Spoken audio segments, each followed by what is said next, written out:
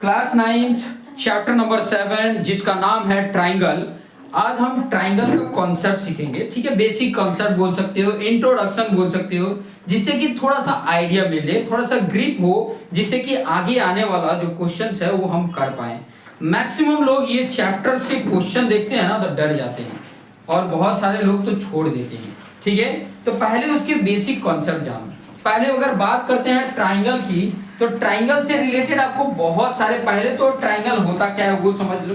ठीक है, ट्राइंगल जो 3 साइड से क्लोज बाउंडेड होता है, क्लोज होता है, जैसे ये ए बी सी 3 साइडेड है ना।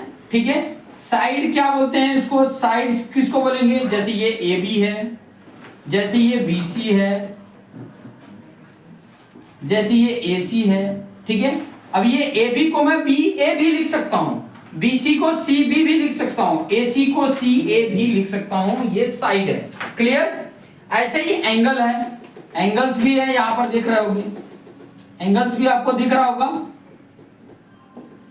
एंगल्स क्या है, जैसे कि एंगल ए है, एंगल बी भी है, एंगल सी भी है। ठीक है, इस एंगल ए को मैं बी ए सी भी लिख सकता हूं, एंगल बी को A B C, angle C को बी सी ए या ए सी बी, इस तरीके से हम एंगल को लिख सकते हैं।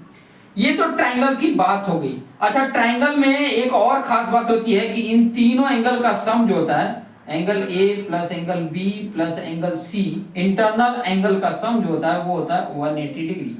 ये यूनिवर्सल ट्रूथ है कि कोई भी ट्राइंगल हो, चाहे छोटा हो चाहे बड़ा हो, चाहे बड़ा हो चाहे बड़ा हो, चाहे कितना भी बड़ा ट्राइंगल हो, उनके इंटरनल एंगल मतलब ये एंगल प्लस ये एंगल प्लस ये एंगल का जो सम होगा वो 180 डिग्री के बराबर होगा। क्लियर हो गया इतना बात।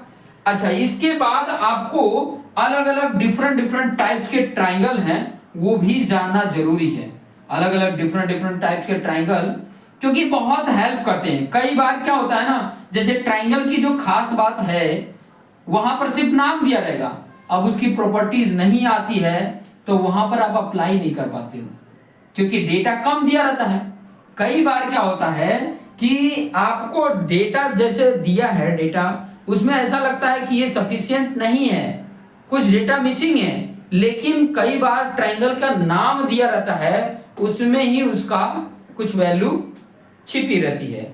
जैसे कि सारी छिपी हुई वैल्यू, जैसे कि आपको अगर टाइप्स ऑफ ट्राइंगल अगर पता चल गया, टाइप्स ऑफ ट्राइंगल के बारे में अगर आपको पता चल गया तो बहुत सारी, जैसे कि पहला ट्राइंगल जो है equilateral triangle, equilateral triangle. Equilateral triangle का मतलब क्या हुआ, इक्विलेटरल ट्राइंगल का मतलब ये हुआ कि तीनों जो एंगल हैं, ये ए बी सी जो तीनों एंगल हैं वो आपस में क्या है, बराबर हैं। आपस में क्या है, बराबर है। तीनों साइड क्या है आपस में, A B equal to B C equal to A C, ये आपस में बराबर हो। अब सिर्फ इक्विलेटरल ट्राइंगल लिख दिया तो इसके अंदर इनबिल्ट ये छुपे हुए हैं, लिखा नहीं है, बट आपको ये पता चल गया कि तीनों साइड आपस में क्या है, बराबर है, तीनों एंगल आपस में क्या है, बराबर है। ये इक्विलेटरल ट्राइंगल की खास बात है, इसमें छिपा ही हुआ है। क्लियर। और एक और चीज छुपा हुआ है कि अगर तीनों एंगल बराबर है तो यहां पर angle A plus angle A plus angle A लिखें तो 3 एंगल ए इक्वल टू 180 और 3 डिवाइड कर दोगे तो सभी एंगल आपस में कितने हो जाएंगे, सभी एंगल आपस में 60 डिग्री हो जाएंगे। ये फिक्स हो गया कि इक्विलेटरल के जो एंगल हैं वो सब के सब क्या है, 60 डिग्री। सिर्फ लिखने की वजह से ये सारा जो नॉलेज है वो इतने ही पार्ट में वो छुपा हुआ है। तो क्वेश्चन में यही लिख दिया रहता है और डेटा, ये सारे चीजें हमें पता होना चाहिए वहां पर लगाने के लिए, क्योंकि हम जानते हैं कि अगर इक्विलेटरल ट्राइंगल है तो उसके angle A angle B angle C की वैल्यू 60 डिग्री आपस में बराबर भी होंगे और उसके तीनों साइड आपस में क्या होंगे, बराबर होंगे। क्लियर। दूसरा जो टाइप है, ये पहला था, दूसरा की अगर बात करूं तो वो होता है आइसोसेलेस ट्राइंगल, आइसोसेलेस ट्राइंगल। ठीक है, ये ट्राइंगल की खास बात क्या होती है, जैसे मैंने यहां पे बनाया, ये P ये Q ये R मैंने बनाया, उसमें खास बात होती है कि कोई दो साइड आपस में बराबर होता है। जैसे कि मैंने ये दो साइड आपस में बराबर ले लिया, हालांकि होता है कोई भी दो साइड हो सकता है, कोई भी दो साइड क्या होता है आपस में बराबर होता है। इसमें खास बात क्या है कि ये जो PQ साइड है वो PR साइड के क्या है आपस में बराबर है, लेंथ में बराबर है।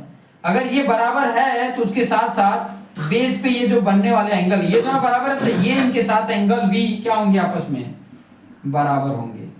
दिख रहा है? अच्छा, इन दोनों में डिफरेंट क्या है, P कॉमन है, हटा दो, Q और R इक्वल हो जाएंगे।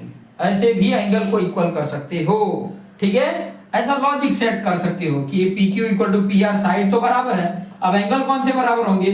अच्छा, P दोनों कॉमन हटा दो, Q और R है, Q पे एंगल और R पे एंगल बराबर है। इस तरीके से सेट कर सकते हैं। क्लियर? ये चीजें इसमें छुपी हुई है आइसोसेलेस ट्रायंगल में। तीसरा होता है scalene triangle. Scalene triangle, scalene triangle की खास बात क्या होती है कि वो आपस में बराबर नहीं होते हैं। ये ABC, ना एंगल AB के बराबर होता है और ना ही ये C के बराबर होते हैं, और ना ही AB, BC और AC आपस में बराबर होते हैं। ये स्केलन ट्रायंगल बोलते हैं। अनइक्विलेटरल ट्रायंगल भी बोल सकते हैं। अनइक्विलेटरल ट्रायंगल मतलब ये इक्विलेटरल ट्रायंगल नहीं है, इनके एंगल भी आपस में बराबर नहीं होंगे, अलग अलग होंगे, बट ये तीनों एंगल का एडिशन क्या होगा, 180 ही होगा। ये यूनिवर्सल ट्रूथ है, कैसा भी ट्रायंगल हो उन तीनों एंगल का सम 180 डिग्री होगा ही।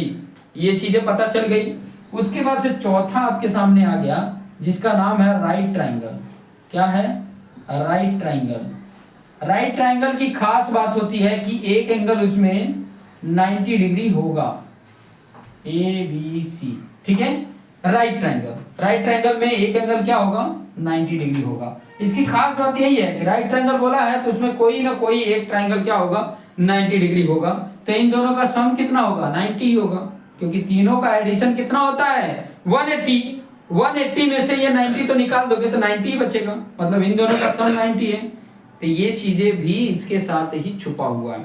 अच्छा, एक पांचवा टाइप भी आ जाता है जिसका नाम है आइसोसेलेस ट्रायंगल, ठीक है? आइसोसेलेस ट्रायंगल मतलब ये right triangle, isosceles right triangle.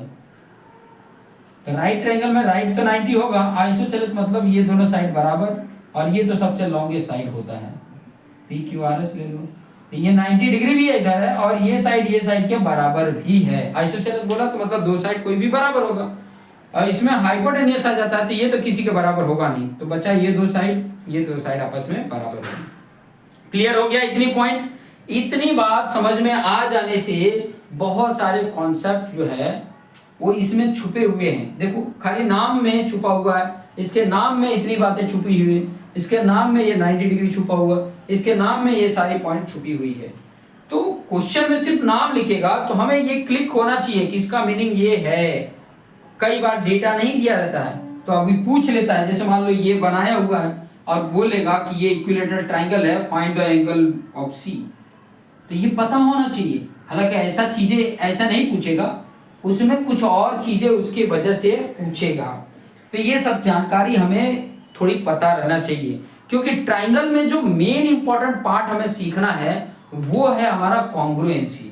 और कॉन्ग्रुएंसी क्या होता है? कॉन्ग्रुएंट का मतलब होता है एग्जैक्ट इक्वल, एग्जैक्ट हूबहू एकदम, थोड़ा सा भी अंतर नहीं, साइज का भी अंतर नहीं, शेप का भी अंतर नहीं, उसे बोला जाता है कॉन्ग्रुएंट। एग्जैक्ट हूबहू, दो जुड़वा हैं, दोनों जुड़वे में कोई अंतर ना हो, हाइट का भी अंतर ना हो, शक्ल में भी अंतर ना हो, कुछ भी अंतर ना दिखता हो तो उसे कॉन्ग्रुएंट बोलेंगे, ठीक है? और एक जैसे दिखते हो लेकिन हाइट बड़ा छोटा बड़ा हो तो वो सिमिलर हो सकते हैं लेकिन वो कॉन्ग्रुएंट नहीं है। कॉन्ग्रुएंट मतलब एग्जैक्ट सेम, कॉन्ग्रुएंट मतलब एग्जैक्ट सेम। जैसे मैं और आप एग्जैक्ट सेम कब होंगे उसके लिए क्राइटेरिया है, और क्राइटेरिया नेक्स्ट वीडियो में हम कॉन्ग्रुएंसी के क्राइटेरिया पढ़ेंगे।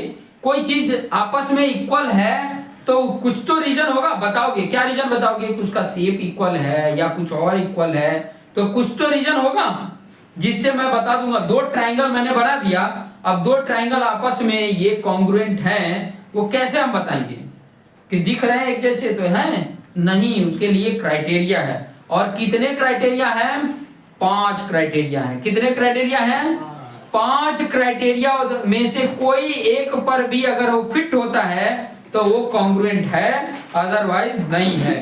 तो नेक्स्ट वीडियो में हम वही कॉन्ग्रुएंसी देखने वाले हैं कि ताकि आपको आइडिया मिल जाए। और पांचों तो मैंने सिर्फ नाम बताने हैं, बट पांचों के बेस पर एक एक क्वेश्चंस भी कराऊंगा कि ताकि आपको आइडिया मिल जाए। तो अभी के लिए इतना ही, नेक्स्ट वीडियो के लिए आप वेट करें।